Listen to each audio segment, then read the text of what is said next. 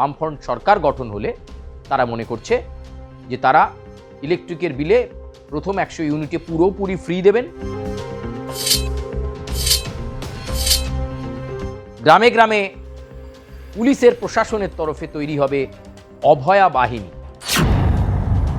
এমনকি রাজ্যের প্রযুক্তি ক্ষেত্রে, ইনফরমেশন টেকনোলজি ক্ষেত্রে 15 লক্ষ মানুষের কর্মসংস্থান হবে বলেও অঙ্গীকার করছে বামফ্রন্ট। যে কোনো দলের প্রয়োজন হবে সরকার গড়ার ক্ষেত্রে বামপন্থীদেরকে সঙ্গে নেওয়ার জন্য।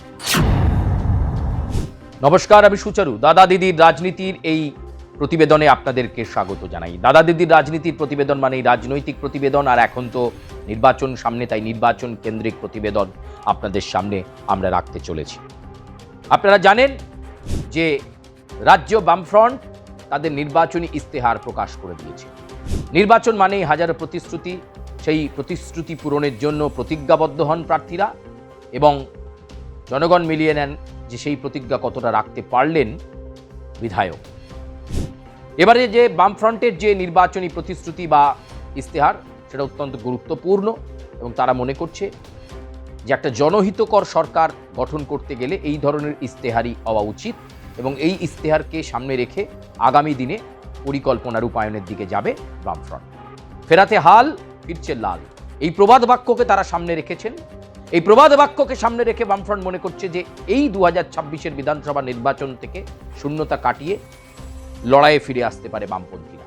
তাই ইস্তেহার প্রকাশেই প্রথমেই বলা হয়েছে যে পশ্চিমবঙ্গে 40 লক্ষ মানুষের কর্মসংস্থান 5 বছরের মধ্যে, এটা হবে প্রথম অঙ্গীকার। গ্রামীণ স্তরে অর্থাৎ গ্রামীণ এলাকাতে সমস্ত গ্রাম মিলিয়ে অন্ততপক্ষে 20 লক্ষ স্থায়ী কর্মসংস্থান, প্রত্যেকটি পরিবার থেকে একজন করে মানুষের স্থায়ী রোজগারের ব্যবস্থা। এই তিনটে এবং তার সঙ্গে সংযুক্ত হয়েছে যে গুরুত্বপূর্ণ বিষয়টি, সেটা হচ্ছে বিদ্যুৎ বিল ফ্রি করা। 100 ইউনিট, প্রতি 100 ইউনিটে ফ্রিতে বিদ্যুৎ পরিষেবা দেওয়া। 100 ইউনিটের ওপর হলে অর্থাৎ 200 ইউনিট হলে 50% বিল দিতে হবে। এটা বামফ্রন্ট সরকার অঙ্গীকার করছে। তারা ক্ষমতায় এলে, বামফ্রন্ট সরকার গঠন হলে তারা মনে করছে যে তারা ইলেকট্রিকের বিলে প্রথম 100 ইউনিটে পুরোপুরি ফ্রি দেবেন এবং 200 ইউনিট হলে 50% পে করতে হবে গ্রাহককে। একাধিক এরকম বিষয়ে তারা সামনে রেখেছেন। শুধু তাই নয়, গ্রামে গ্রামে পুলিশের প্রশাসনের তরফে তৈরি হবে অভয়া বাহিনী।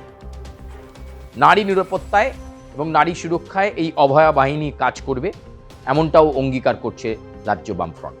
এরকম 22 দফা দাবি তারা সামনে রেখেছে এবং এই দাবিগুলোকে সামনে রেখে তারা মনে করছে যে বাস্তবের মাটিতে মানুষের এইগুলোই দরকার। এছাড়াও তৃণমূল সরকারের কোনো প্রকল্প তারা বন্ধ করবে না। যদি বামফ্রন্ট ক্ষমতায় চলে আসে তাহলে সেই প্রকল্পগুলো থাকবে, তবে যেখানে যেখানে দুর্নীতি হয়েছে সেই দুর্নীতি স্তরকে বন্ধ করে প্রকল্প রূপায়ণের কাজকে আরও ত্বরান্বিত করাবার দিকে এগিয়ে যাবে বামফ্রন্ট। এটাই আপাতত তাদের অঙ্গীকার এবং বামফ্রন্ট চেয়ারম্যান বিমান বসু বলেছেন যে এবারে এই নির্বাচন 2026-এর বিধানসভা নির্বাচন তৃণমূল কংগ্রেসের বিরুদ্ধে, ভারতীয় জনতা পার্টির বিরুদ্ধে লড়াই। সেই লড়াইয়ে বামপন্থীরা আরও একবার প্রমাণ করে দেবে যে তারা কোন জায়গায় রয়েছে এবং এই ইস্তেহার অত্যন্ত কার্যকরী হবে। বামফ্রন্ট ক্ষমতায় আসলেই এই ইস্তেহারে মনোনিবেশ করবে বলেই বার্তা দেওয়া হয়েছে। কর্মসংস্থান একটা অবশ্যই ফ্যাক্টর। এমনকি রাজ্যের প্রযুক্তি ক্ষেত্রে, ইনফরমেশন টেকনোলজি ক্ষেত্রে 15 লক্ষ মানুষের কর্মসংস্থান হবে বলেও অঙ্গীকার করছে বামফ্রন্ট।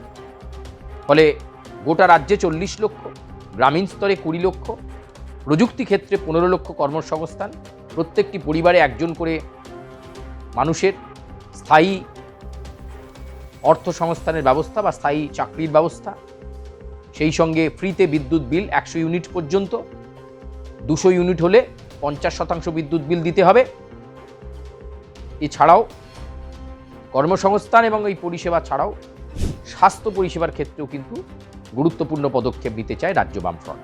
তারা মনে করছে স্বাস্থ্যের মতো পরিকাঠামোকে ঢেলে সাজাতে হবে এবং সেখানেও একই রকমভাবে তৃণমূল কংগ্রেসের সরকারের যা প্রকল্প আছে সেগুলোকে তারা বাতিল করবে না, কিন্তু ওই প্রকল্পটার সাথে আর কি কি সংযুক্ত করা যায়, আর কি কি পরিষেবার আওতায় রোগীদেরকে আনা যায়, এই বিষয়টা নিয়েও কিন্তু ভাবনা চিন্তা রাজ্য বামফ্রন্টের তরফে শুরু হয়েছে।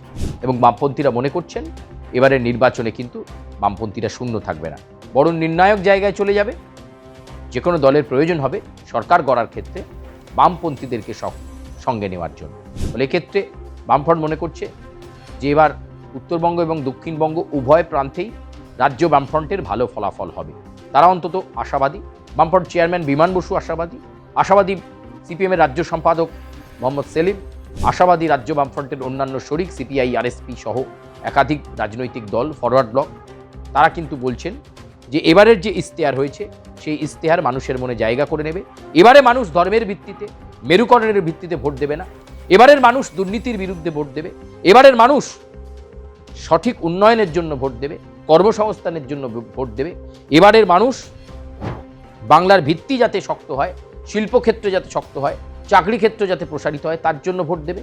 এবারের মানুষ বিদ্যুৎ পরিষেবা 100 ইউনিট পর্যন্ত ফ্রিতে পাওয়ার জন্য ভোট দেবে বলেই বামপন্থীরা এই কলকে সামনে রেখেছেন।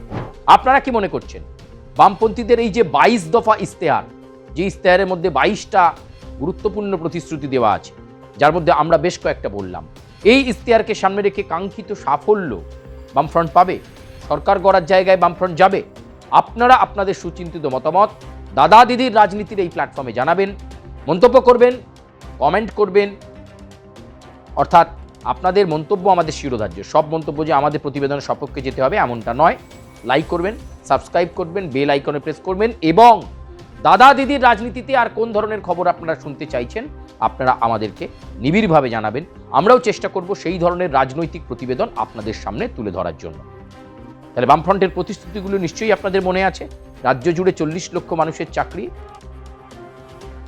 এবং সেই সঙ্গে গ্রামীণ স্তরে 20 লক্ষ চাকরি, তথ্য প্রযুক্তি স্তরে 15 লক্ষ মানুষের চাকরি, ইলেকট্রিকের যে বিল সেই বিল 100 ইউনিট পর্যন্ত ফ্রি করা, 200 ইউনিট হলে সেটা অর্ধেক পেয়ে অর্থাৎ 50% গ্রাহককে দিতে হবে। এছাড়াও আরও একাধিক প্রতিশ্রুতি এই 22 দফা ইশতেহারের মধ্যে রেখেছে রাজ্য বামফ্রন্ট। আপনারা আপনাদের মতামত জানাবেন। আজকের মতো প্রতিবেদন এ পর্যন্তই। আপনাদের সঙ্গে আবার দেখা হচ্ছে অন্য কোনো প্রতিবেদন নিয়ে অন্য কোনো সময়।